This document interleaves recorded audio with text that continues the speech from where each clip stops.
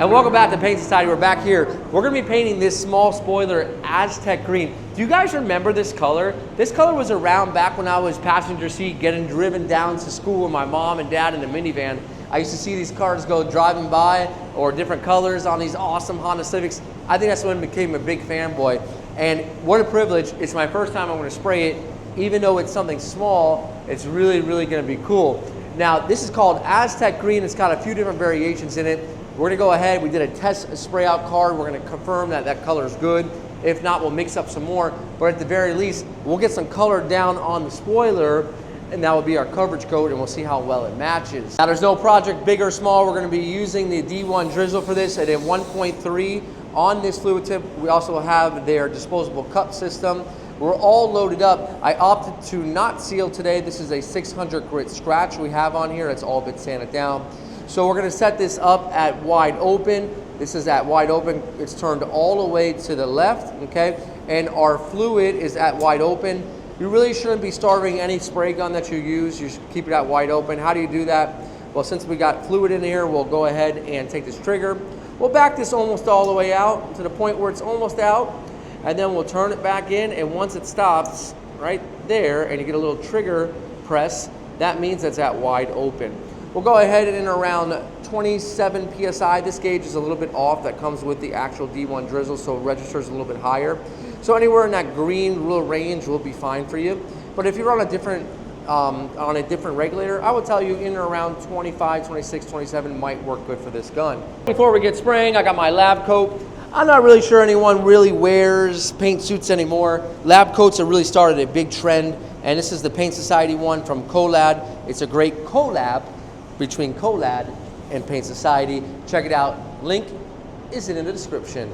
Let's get spraying. So we're gonna do it very easily. We're gonna start here, and we're gonna move around 75% overlap. Now, we're not gonna pull full trigger. You just don't need full trigger. We're probably gonna pull right around here. That's about halfway.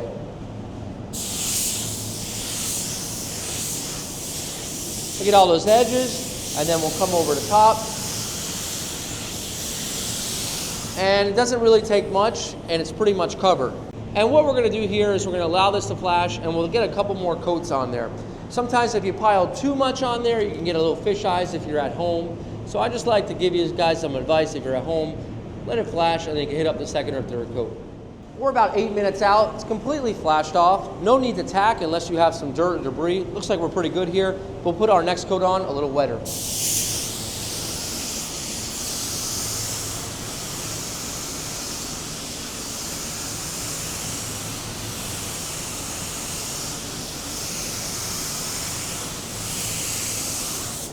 And our last coat. All right, so we're using our new tool, the Milwaukee Color Match Light, and popped a little bit of solvent cleaner on there. Just looking at the metallic, and for a repaint, guys, this thing with that last coat, it's looking really, really good. I think this is gonna be a good match. I think it's gonna be a good match. So sometimes your issues are just coverage, not so much the fact that the color's wrong. If you think that the color's not matching good, could be a coverage issue, just pop one more coat back on it. Let's go put the last coat on the spoiler. And that third coat's gonna be exactly the same. We've already got pretty good coverage, but sometimes, again, that coverage might not be perfect unless you get that full, wet coverage that you need to attain the true color that you mixed up. Let it go a little bit slower this time so we don't have any mottle. I'm gonna put it on a little bit wetter and slower. That's gonna help with the metallic that's in this paint because it does have a silver metallic that was mixed in. And that should be good. I'm gonna let this dry, and then we'll go ahead and do the clear coat, and then we have some other goodies in stock for today I wanna show you, as well as getting this all mounted up. One thing you wanna do is make sure these match as well, because this is what you're comparing it to on the car. Now, one reason why I didn't clear coat it, and you should probably always clear coat your spray outs when you're checking, but I used some like solvent cleaner to kind of make it shiny. But I didn't clear coat it is because if this color didn't match, I was gonna cut this in half with paper. I was gonna put paper on one side, and then I was gonna tint my color a little bit, and I was gonna see if I'm making any of a difference from the original. So when you clear coat it, obviously you can't see that definitive difference. Of course, you could do a whole nother spray out, but we wanted to see right here on the spray out if there would have been a difference. So that's my tip. But if you do clear coat it, you will get the 100% true color. But it looks like we're almost ready here for clear coat. We're gonna clean out that D1 drizzle and get it spraying some clear and see how well we can make this look and get it back on the car. Now it's all dry. You can see how smooth it looks. It's nice and dry. We're coming in here. We got our clear coat we got it all mixed up. We got the same exact cup and liner system. And we cleaned out our gun as well. If you don't have a clean gun, don't expect a clean paint job each and every time. You should break it down. And when we go to paint this, we'll follow about 75% overlap as well. It's not a hood or anything, so about 3 passes will get us all we need, all the coverage we need using the D1 drizzle. Let's go ahead and get it cleared.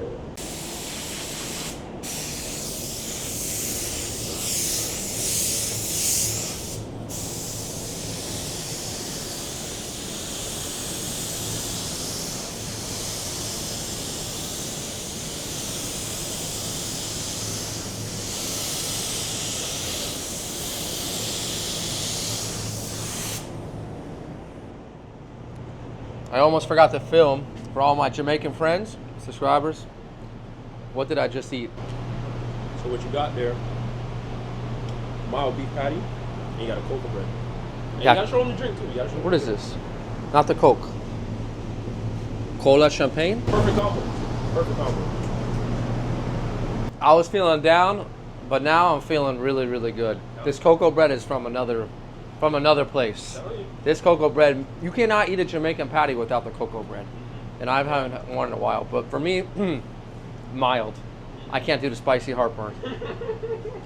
Let's put on the second coat.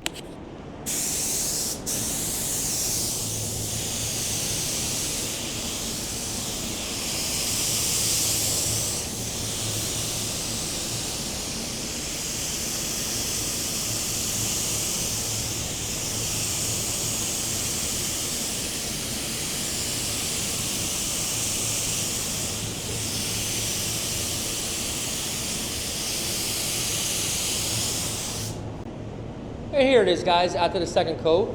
There might be a speck here and there, but we can always buff it if the third coat doesn't get it.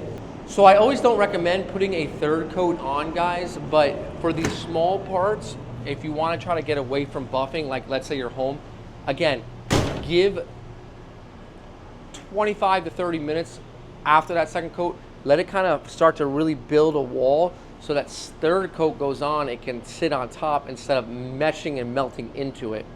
If it meshes and melts into it, it's not going to build up over any dust particles you have.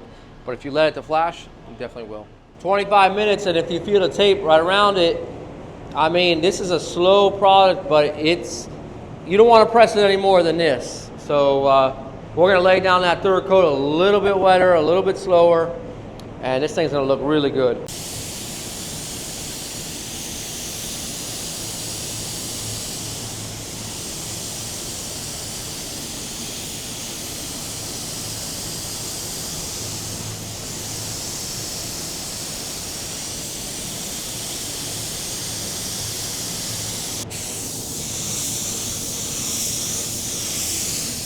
Allow this thing to dry, get it back on the car, see what she looks like. And the very next day, we got it back on the car. We gave it a little bit of a buff. In the shop, the shop lighting can really show you the differences, if there is any. Now, this vehicle is over 25 years old, has been resprayed before, and it came out really good. You can see we actually painted the underside as well to match.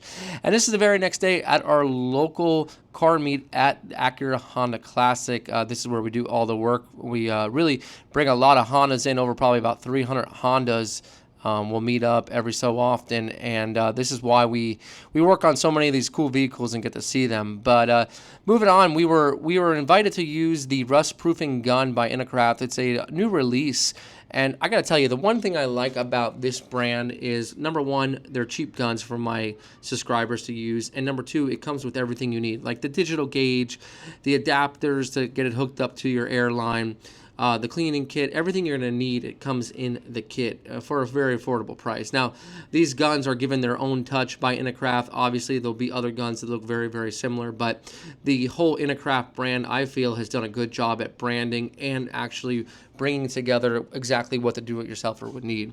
So it comes with these 2 extended tubes that you can use. You can see the holes on one, kind of like a spiral spray pattern, and the other one is just going to be the open spray pattern, which would be just a regular spray pattern, just extended hose. So I've never ever done any sort of rust proofing before, so this is going to be new to me. We can see that it's very easy to just attach it. Everything is easy on this gun. It just screws right on. So there's 3 ways you can use it, obviously, with the 2 different hose attachments, or you can just use the gun. If you need to get in a tight area, mainly used for chassis, under wheel wells, and different areas where you want to coat the metal so that it's not going to rust down the road. We haven't done any work like this, but we're going to be using the rubberized undercoating from Eastwood. Now, Inokraft actually recommend 2 other undercoatings, but I wanted this one because it's a little bit thicker and it's rubberized, and I want to see if the gun could actually control it, you know, because of this thicker consistency. So we saw the directions, which were very, very good, that this actual knob here at the front of the gun where it shoots out is through the control for the volume coming out. As you can see here, nothing's coming out. So all you gotta do is just adjust it open, and then there's kind of like this locking nut that you'll just roll back, which you'll see here right now. Lock it back into position. Now more fluid's gonna come out.